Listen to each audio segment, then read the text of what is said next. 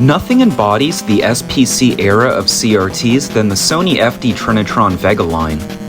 Starting in the late 90s, they quickly rose to become one of the most popular choices on the market for a quality flat CRT.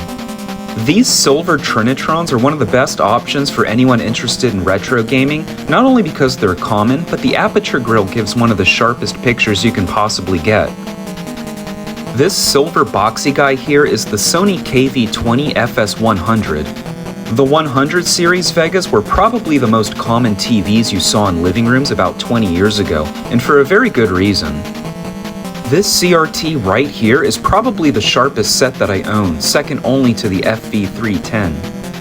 In this video, I wanted to showcase how excellent the component signal looks on some of my favorite games, and show how with a little work, you can get close to perfection on the geometry with these smaller 20-inch WEGAs. I showcased this a little bit in a prior video comparing it to the larger FV310, but I didn't really go into depth on the test patterns or how good games looked through component. Having picked this up a few years ago for a low price of around $30, it's been in my CRT arsenal as a top performer this whole time. I wanted to showcase some of my favorite games on both Super Nintendo and Sega Genesis, and show the sharpness of the scan lines and the richness of the colors through the component signal.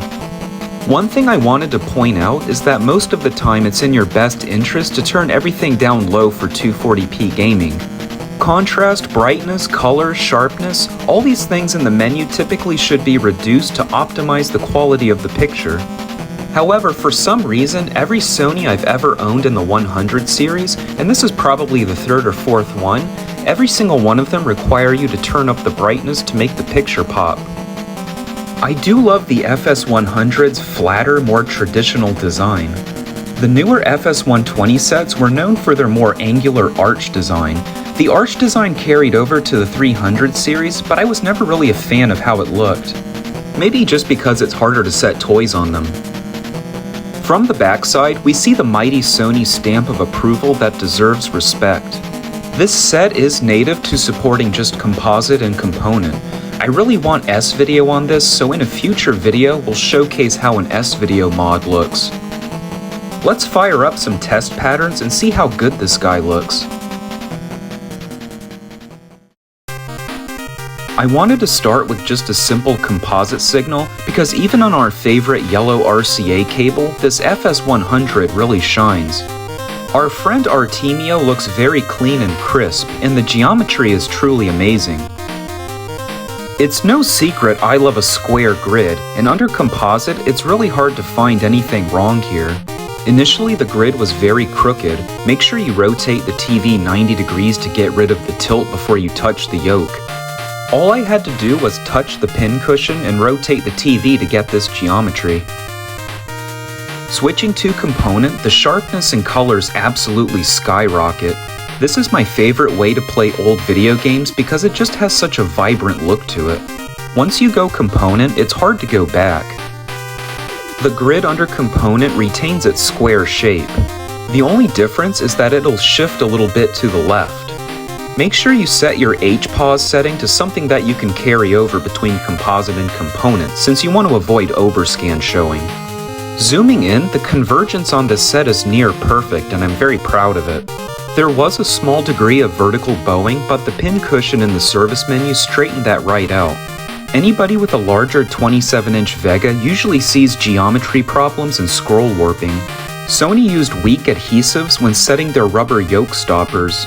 When that started breaking down, the weight of the CRT caused a shift in the yoke's alignment, causing bowing. This is less common in the 20-inch WEGAs, and they usually have excellent scrolling.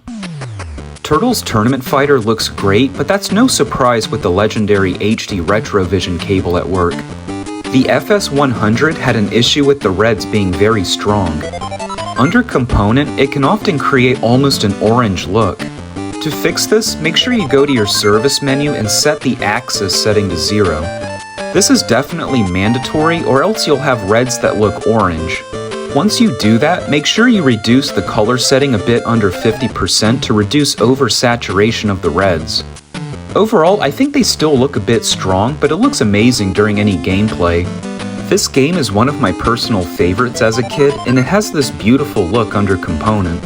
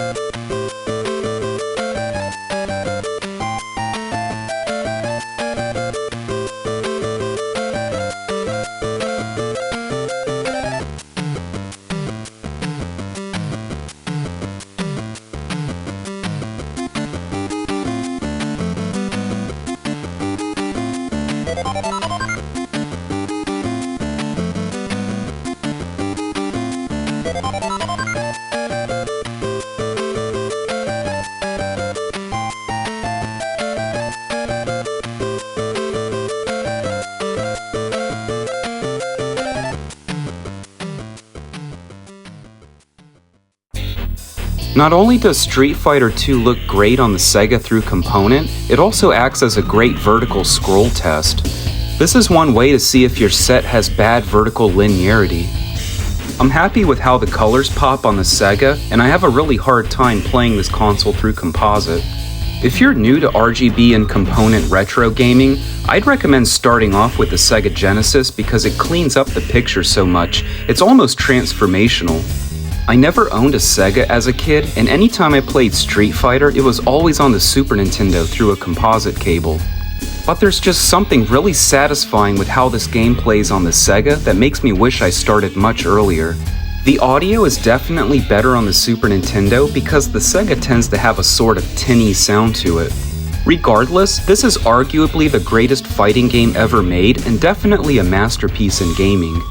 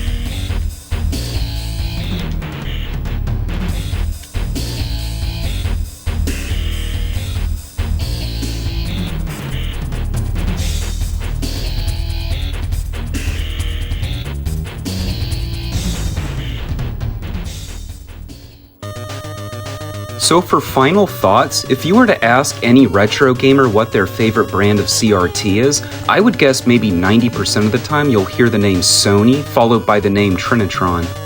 The reason that these sets are so popular is because they're really common and usually easy to find, in addition to having a very sharp picture.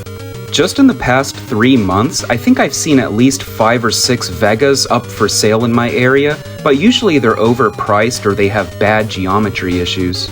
The reputation of the Trinitron is well earned, but do keep in mind that you shouldn't just wait around on a free Sony to start retro gaming.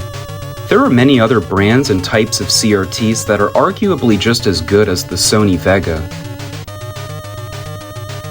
Just for a funny story of irony, the same day that I picked up that 32-inch RCA from the estate sale I showcased in my last video, that exact moment I got an offer-up alert that a KV-20FS100 went up for sale in my area for only $50. Since I already had a big 32-inch set sitting in my car, by the next day when I was ready to go get it, it was already sold out.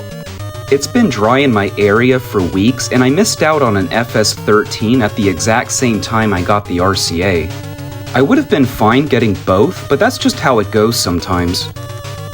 I'll keep an eye out for more CRTs to do videos on, but unless it's a free donation or sitting on a curb, the only way I'm gonna pay money for a CRT anymore is if it's something really high-end with component and S-video. I've hit a point in the channel where I just can't sustain weekly CRT videos anymore, but I'm gonna start doing CRT gameplay type videos, and we'll see how that goes. I'm thinking about rotating different games across the 3 CRTs in my setup and showcase different ones each week.